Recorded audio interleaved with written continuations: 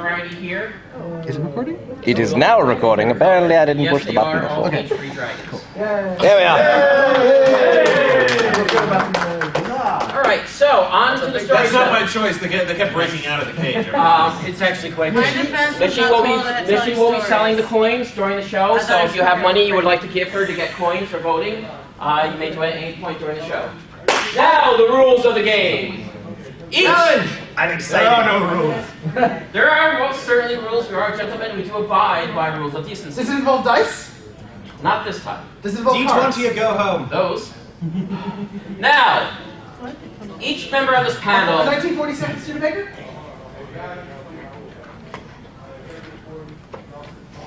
I want to hear the rules. Yes. Each one of these great panelists is an adventurer or adventuress of their own. They have gone out through the world and they have acquired many, many fantastic stories of their adventures. And each of them will regale you with one of those tales today. It was. You've got another one. Stop it. So, as part of this, each person will be challenged to tell one of their more famous stories, and they will recall it to you all here tonight. Now, it may happen that in the course of the tale they may forget the detail, leave it out, or sometimes, things get confused. Well, their fellow adventurers will help to remind them of that detail and add it or change it through the use of the wager. Now, if, for instance, I talk about how I traveled to the moon to see Queen Clarabelle and dined on the great blue cheese that was there, somebody may challenge me by saying, Challenge. I thought it was Gruyere. I remember that well. Exactly. So he offers a coin with the challenge. He offers a coin with the challenge. He offers a coin with the challenge. I offer this coin with this challenge. Now, if it is true that the moon cheese really was Gruyere, I would have to add that into my story. And explain how, yes, it was because they had broken out the Gruyere for the great fantastic fondue using the Gruyere and the stardust. Or, if it was not true, I would then add my own coin, hand it back, and explain that this, you are thinking of the commoner's cheese. Only on the moon the royalty specifically works with the royal blue cheese. All right, so that is how the way the royal cheese works. And that's how we were banned. So, Lovely. if you will go first, don't worry, well, first. Yep. So, as an example of this, JP, would you have any challenge for me? Oh, yes. Good Dr. Zack. Yes. I would like you to regale us at the time that you pacified a huge marauding band of baboons through the cunning use of a harmonica. Oh, yes, this is actually one of my favorites. Oh, I think I slept through part of that. Yes. You guys will have to remind me. So here I was, deep in Africa. I was meeting up with friends. We were going on to an excursion to an area known as Baboon Island. Baboon Island is a small island overlooking by the cliffs. Now, we know better than to go onto the actual island, so we were going to camp out in the cliffs. Now, I was gathering up supplies, so I was a little late meeting my friends. When I finally got to my friend's hut in the middle of Africa, they had already left, but they left a crudely drawn map and said, "Here's a map, come find us."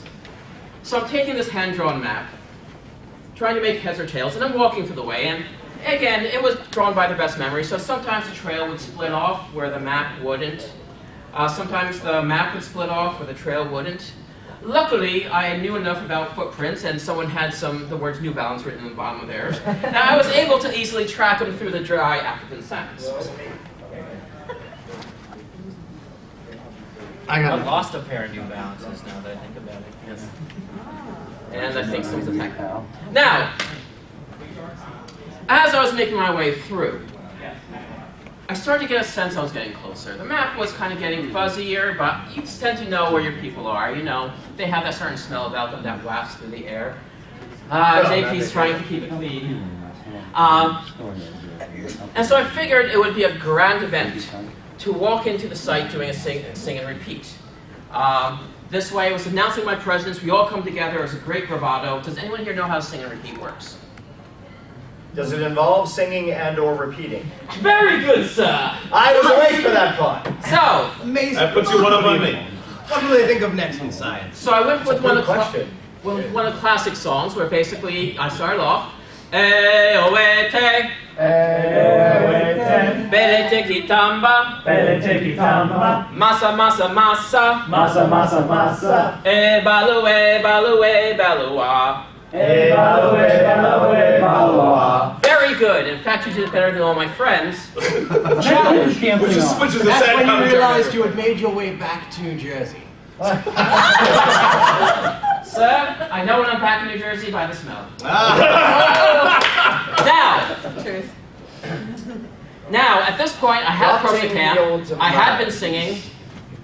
They had not been repeating. In fact, they were all standing together, shoulder to shoulder, looking rather terrified. I walk into the camp and I said, "God," and my one friend Rebecca goes, "What were you doing?" And I'm like, "Classic sing and repeat. Do you not know what that is?" And Rebecca goes, "No, we don't know what song and repeat is, but apparently they do." She points across the ravine, and there is an entire troop of baboons who had apparently taken my singing to be a territorial challenge. Okay. They had picked up sticks and rocks, were swinging them over their head. They were shaking the trees, hopping up and down, hooting and hollering. They were angry. It was at that point I was then banned from singing ever again on this trip. Things settled down, or so we thought. We had swum, we had made dinner, and as we were eating, Rebecca looks over again and she gasps. The entire troop of baboons had lined up and was marching on the campsite. Challenge! Yes? They were kick-stepping. Actually, sir, when you realize what happened, you'll see that they were stepping out. Very well. You see, as they started approaching, my friends backed up. Of course, me being the wise adventurer I am, I stepped forward. And I'm walking forward towards this troop of angry baboons. Now, most of you think of baboons are cute little monkeys. No. No. No. Mostly because I don't think of that. These are savage, large-fanged primates. So I'm walking up again, and the alpha of the group is walking up towards me. And I'm reaching into the pocket to try to figure out what I have on me. And I reach in and I pull out my harmonica. So here I am, face to face with the alpha baboon, as close to me as this gentleman right here. And I looked at him the alpha straight in the eyes, and he looked at me. I pull out the harmonica and I started playing. Slow, bluesy tone. And he started listening. I started moving back and forth. And he started moving back and forth. And there we are, in this connection together, moving and listening to the music, back and forth. And it's at this point, he realized I was a threat, and I realized he wasn't a threat, and I turned my back to him, and luckily he did not pounce. And he walked back to the troop of baboons, and the troop was happy, they kick-stepped away, back into the woods, and we never saw them again, until the next morning when they decided to play with their tents. And that, my friends, is the time I pacified a troop of angry baboons using nothing but a harmonica.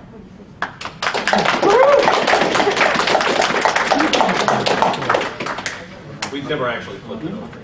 So who's actually going to who's going to be starting? Shall the dean start? Why not save the best for first? Okay. Good Sardine. Won't be starting. Yes. Wait. Tell us about the time. Yes. Can we remind everyone why I'm here and why Yeah. why these coins are necessary? Yes. Yes, while we are... Why are you here? Why are you here? I'm sorry, I'll leave. She doesn't even go. Because we're here. No, stay here. No. I need you to remind me why I'm here. Good story.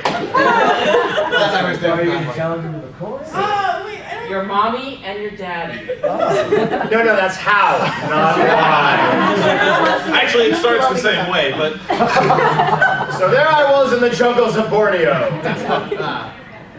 All right. So while we're storytelling, this young lady will be walking around, and while she's walking around, feel free to buy the coins from her. How much exactly? $1 per That's a coin. dollar Thank you. coin. Yes, sir. And it all goes to This is charity. going into my chest now. Well, that is how pirate gold goes. Good Sadine, Yes, sir. tell us about the time that you became Queen of the Amazons. That time. Yes. Oh, that was a fabulous time. So, as all good stories start, once upon a time in a galaxy far, far away, no snap, there I was.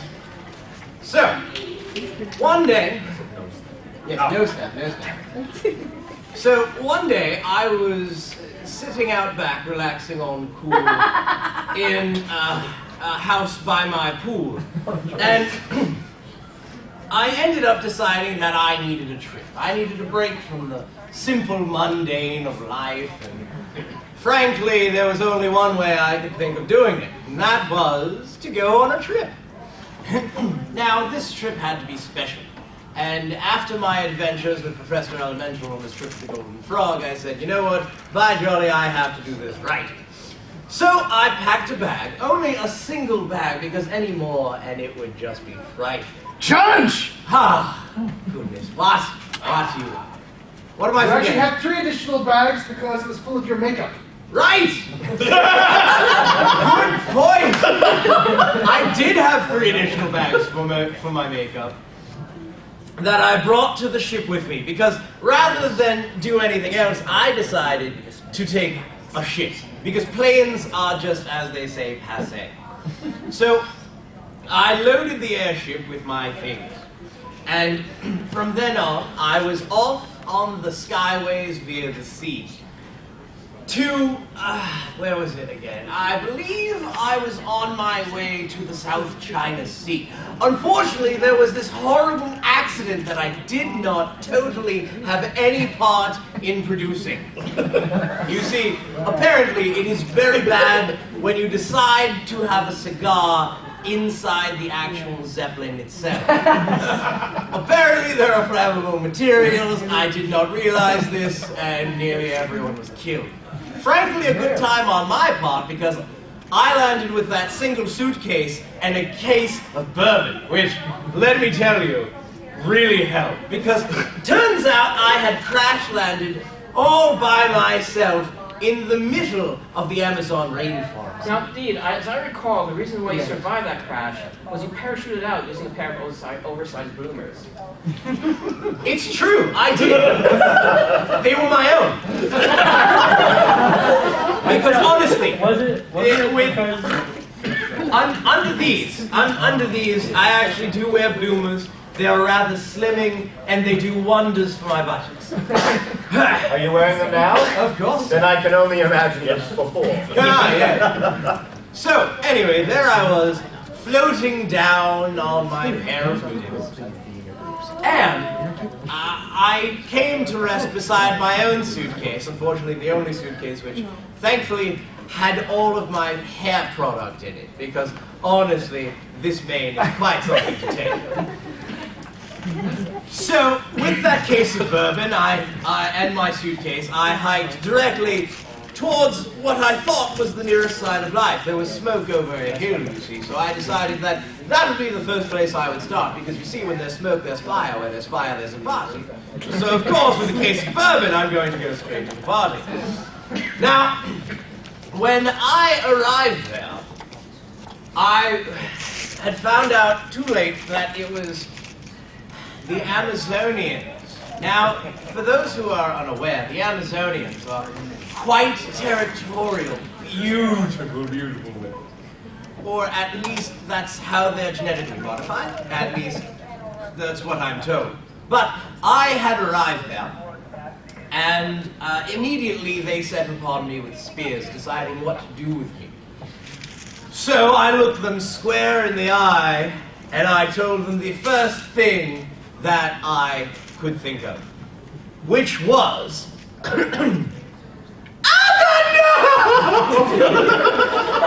at that point, they thought, oh no, she's just a child.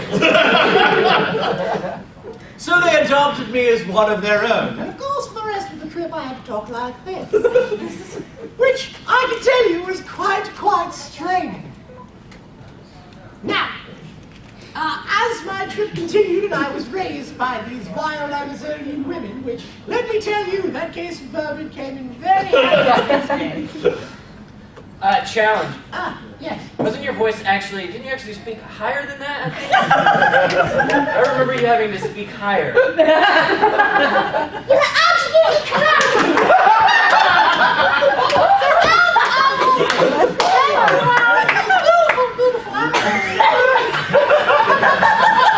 I decided to run for the supreme top position. I believe it was the cream. And my platform was simple. It was wood and had a nice carpet in the center. And apparently it worked out and they crowned me their queen. And that, my friend, is how I became queen of the Amazons.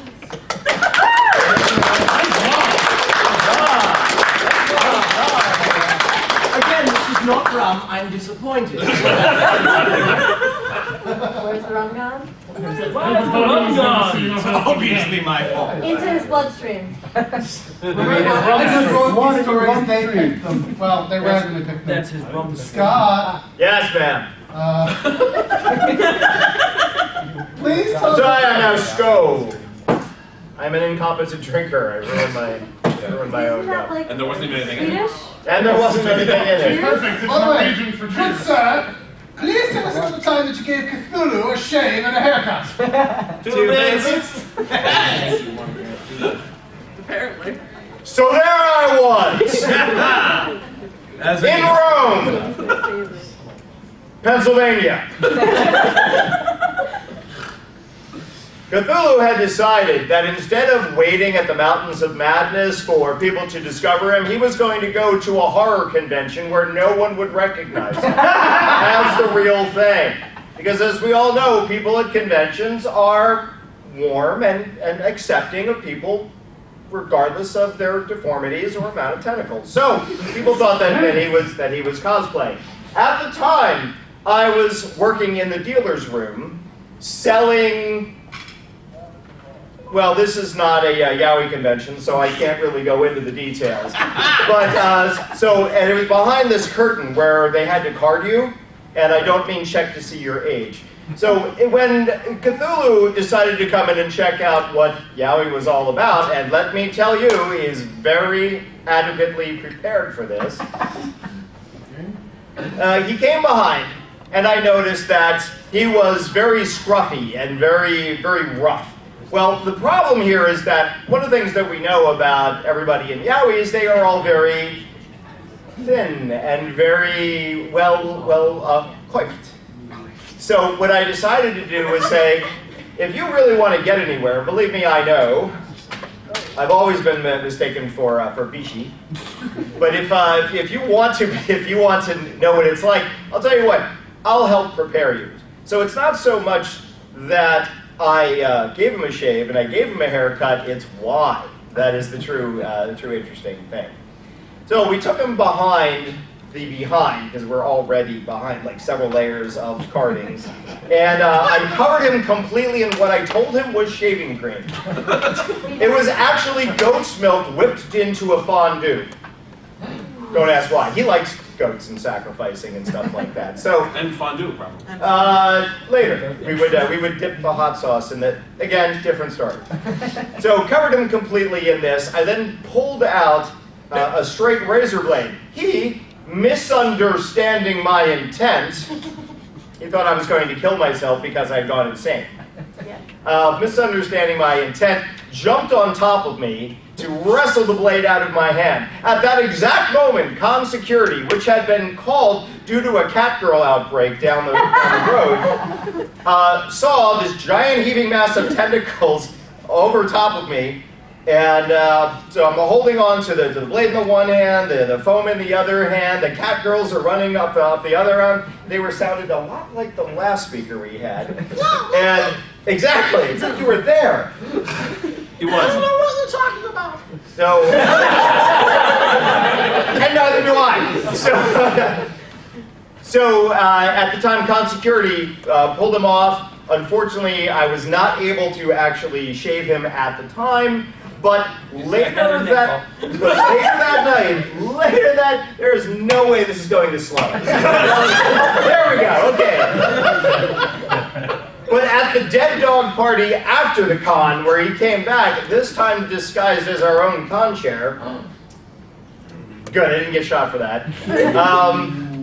Thank you. So he came to the after party, and at that time, that is when I got the cat girls to help me. So all 12 of us held him down, lathered him up, and then spread our blade over him until all of the hair fell off.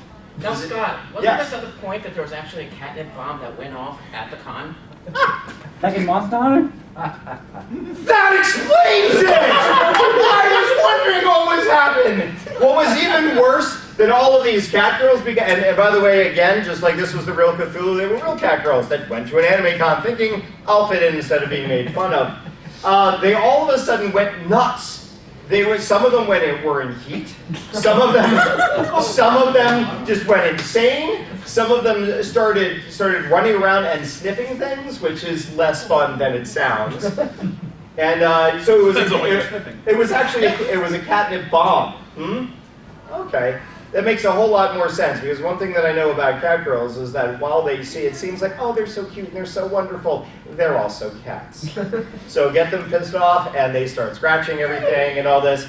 So when the bomb went off, that's when they attacked Cthulhu, who was not expecting this. So we had shaving cream, we had all sorts of fun, there was blood, there was mud, there was decapitated cat girls. There was con security who were trying to figure out what to do about the whole thing. I mean, overall, it was probably the best con that I've ever attended. What was the... Anything else? That's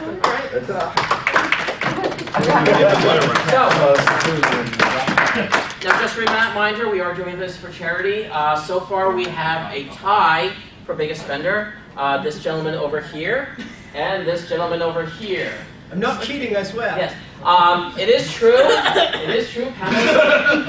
Panelists are allowed to buy coins for votes. However, they may not vote themselves. They must give their coins to an audience member and trust that they're going to vote the way they want to. Sir, Wait, I what? would never vote for myself. 4 more years. 4 more Looks like years. somebody did just break the tie. So remember, you guys have your chance too. The biggest spender will win a prize, one of the dragon eggs. And remember, the money is going to charity. It is going to help with the funeral costs for an entertainer who recently passed away. Okay, we do try to take care of our own at the Munchausen Society. So, just a reminder, this is why this young lady is walking around with a bag of coins. Feel free to make donations to help out the challenge. All right, and we're ready to go. Good sir. He's chuckling. That always I works. can't believe I actually have to read this one out loud. Excellent. Good sir. Is that Just me? for the time that you stopped the Hun army from invading Walla Walla, Washington, via the use of albino giraffe flatulence. Go on. So there I was, surrounded by tigers the size of rats. No, different story. Sorry. Challenge! I was. They were rats the size of tigers! But that's not this story. Okay. I was dealing with a midget psychic who had just escaped from Rikers Island prison in New York. But no, it's not that story either. Enough about the small, medium, at large. Hey! I was. There it is. Thank you. Good night, everybody. Hey, chase him out of the room, man. My work here is done. Okay. So there I was in Walla Walla, Washington. I wasn't sure how I had gotten to Walla Walla, Washington. I'm fairly certain that copious amounts of scotch was involved. Because why else would I be in Walla Walla, Washington?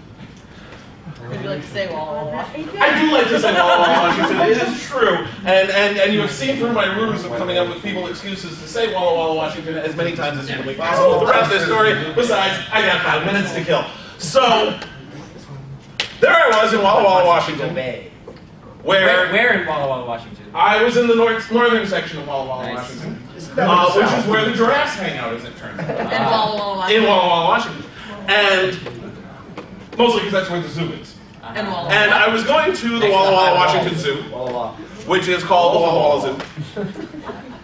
And at the Walla Walla Zoo, I was wandering about like you do, because zoos are cool places to go to. And I got to see all sorts of cool things. There were lemurs, and there were mice, and there were tigers, and there were rampaging wildebeests of various kinds that rampaged throughout the zoo. And one of them, unfortunately, got loose. And the rampaging wildebeest was rampaging throughout the zoo. Thank you. It was so real. Yes. Well, that's actually the sound that was uttered by many of the patrons of the Walla Walla Zoo as the wildebeests were rampaging through. Because it was the wildebeests. No, those are the people. The wildebeest were more going because they were rampaging, and also that. And as they rampaged, the people were running and screaming because they expected to see animals safely behind, barricades and things like that. Walls. Exactly. Not walls usually. You can't see through walls usually. I can. They were Except for glass walls. so, those of us without the benefit of X-ray vision could not actually see through the walls. So the rampaging wildebeests are rampaging through, and while they're rounding them up, I take refuge in the giraffe enclave. I figure I'll be safe there, and I go in and discover that one of the giraffes is an albino giraffe. I've never seen an albino giraffe before. I did scream at that giraffe. Wait a minute.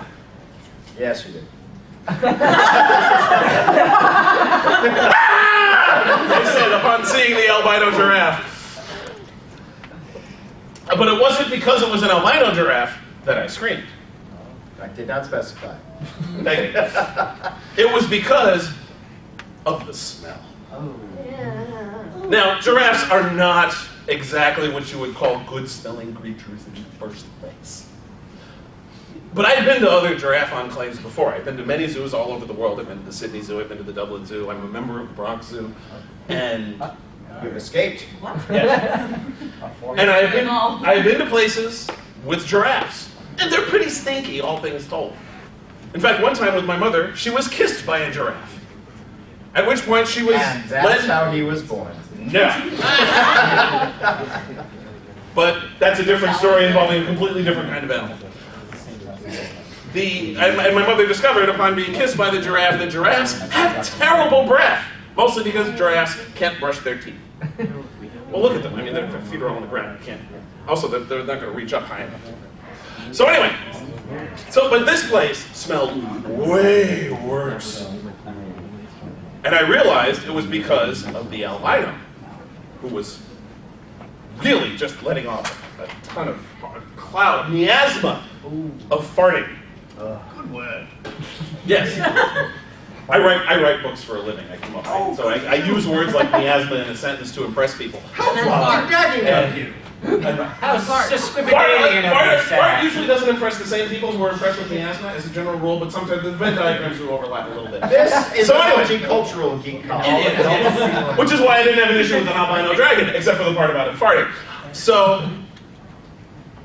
So realizing that I had to do something to stop this horrible plague of flatulence, which I was fairly certain was why the wildebeest were rampaging in the first place, I realized that they were eating the wrong kind of grass. Like I said, I've been to zoos all over the world, and that was not the grass the giraffes should be eating. So I immediately ran out and found the right kind of grass, which happened to be where the elephants were. This was an issue insofar as there were elephants there. And some of you may not know this, but elephants are quite large. Oh, am I done? Yeah. Keep going. Okay. Just finish up. So I ran to into the elephant enclosure, grabbed the right grass, narrowly escaped being beaten to death with a trunk, ran back, gave the giraffe the proper grass, ate the grass, and then it was back to only the normal stinking, and the wildebeests went back to their enclave because they were happy because it didn't stink anymore, and the zoo was saved. Had a happy ending after all. Yes. The day was saved yet again by proper grass. Yes. I'll be right back. So, Tell us about the day when all the guests fled the panel. yeah. Okay. So Austin. Okay, all right, Come here. You've eliminated the competition.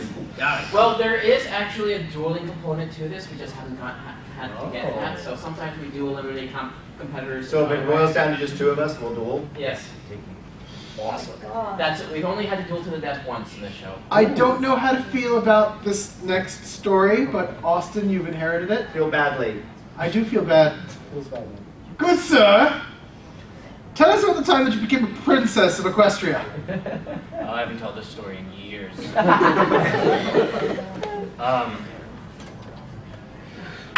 This was actually a dark period in my life. This was during my dancing days, and I was really good. I was really good. I could work a pole like nobody's business, and I was getting a reputation around town pretty quickly. But you know, it was the classic Hollywood story. Fame got to me, success got to me. I got full of myself. I stopped believing in myself and working and honing my talents, and I got addicted to cheese, which is a street drug that had just come out. It's a synthesized version of heroin and cough syrup. It was Good times, good times. it was actually rampant among elementary schools. It was really a terrible time. I remember. I don't remember that. That's So- how addicted I was. So I got hooked on the cheese and lost all my skills, and just made an embarrassment out of myself on the dance floor. Found myself homeless, penniless, and cheeseless. Just when I knew that I had to make a change. Where was I? What'd you say? Romania? Equestria. Equestria! Oh yeah, Equestria. Is that near Yugoslavia? Only if they get ponies.